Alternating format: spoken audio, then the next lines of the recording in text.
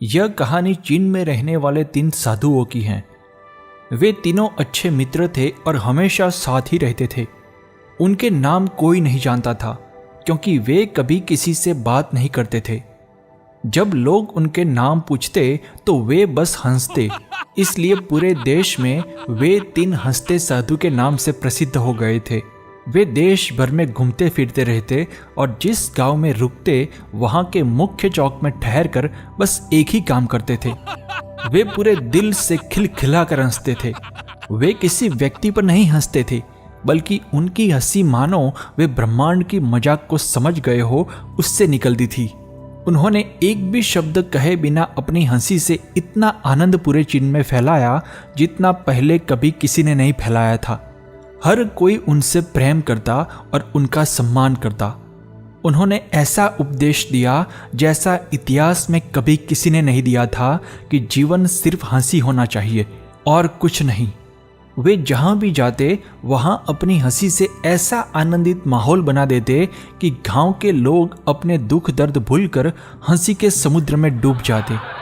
उन्हें हंसते देखकर गांव वाले भी थोड़ी देर हंसते, लेकिन साधुओं की हंसी अविरत चलती रहती।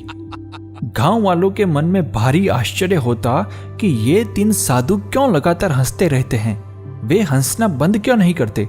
कई लोगों ने उनसे पूछने की कोशिश की, लेकिन कोई जवाब नहीं मिला। फिर तो पूरे गांव में हंसते 3 साधु की चर्चा फैल गई। पूरा गांव उन्हें देखने के लिए उमड़ पड़ता। जो कोई भी उन्हें देखता वह पहले ही नजर में खिलखिला उठता।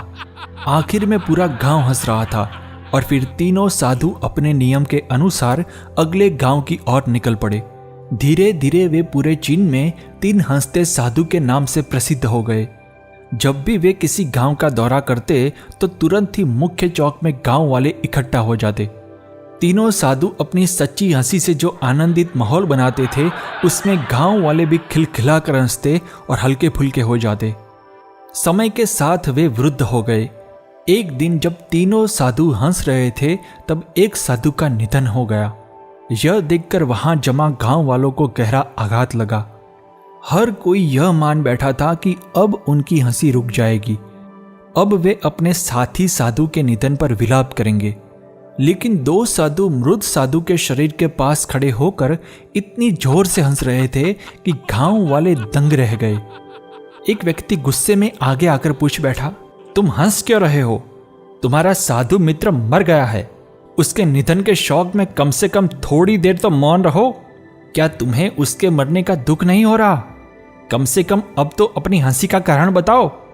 तब पहली बार गांव वालों ने उन 2 साधुओं को बात करते सुना। एक साधु ने जवाब दिया, हम हंस रहे हैं क्योंकि यह व्यक्ति जीत गया। हमने शर्त लगाई थी कि पहले कौन मरेगा और इसने हमें हरा दिया है। हम अपनी हार पर और इसकी जीत पर हंस रहे हैं। कई वर्षों तक हम साथ हंसे और हमने एक दूसरे की एकता और उपस्थिति का भरपूर आनंद लिया। उसे अंतिम विदाई देने का इससे बेहतर और कोई तरीका नहीं है, इसलिए हम हंस रहे हैं। साधु के निधन से पूरा गांव दुखी था, लेकिन जब साधु के मृत शरीर को अंतिम संस्कार के लिए चिता पर रखा गया तो गांव वालों ने उन्हें रोका। एक व्यक्ति ने कहा, जब कोई व्यक्ति मरता है तो परंपरा के अनुसार उसके कपड़े बदलकर शरीर को स्नान कराया जाता है। दूसरे साधु ने हंसते हुए कहा, मरने से पहले इसने हमें कहा था अगर मैं पहले मर जाऊं तो मुझे स्नान मत कराना, क्योंकि मैं कभी अशुद्ध रहा ही नहीं।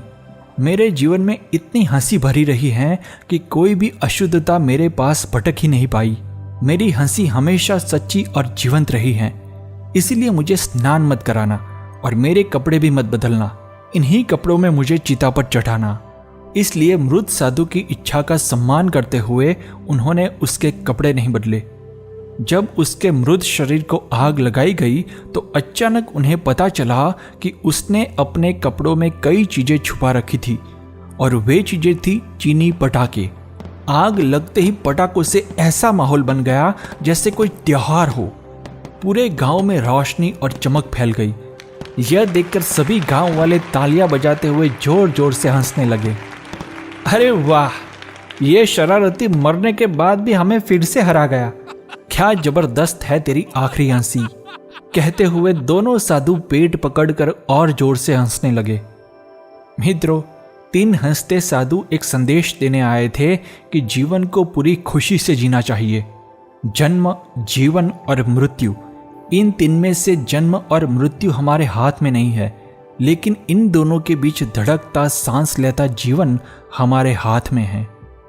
जीवन में आने वाली परिस्थितियों के उतार चढ़ाव पर हमारा कोई नियंत्रण नहीं है, लेकिन इस दौरान हम अपनी मानसिक स्थिति कैसी रखें, इस पर हमारा पूरा नियंत्रण है। अगर जीवन की जीवंतता का भरपूर आनंद उठाना है तो हमें 2 सरल फिलॉसफी को आत्मसात कर लेना चाहिए। पहली फिलॉसफी, जितना हो सके खुद को हल्के में लेना, हंसी मजाक में लेना। मैं कुछ खास हूं, इस भ्रम में गलती से भी मत रहना। दूसरी फिलॉसफी, पूरे ब्रह्मांड में केवल परिवर्तन ही अटल है।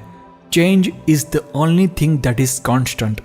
इन 2 सरल फिलॉसफी को यदि हम जीवन में आत्मसात कर लेंगे तो जीवन की चुनौतियों के बीच भी जीवंतता की लौ अडिग बनी रहेगी।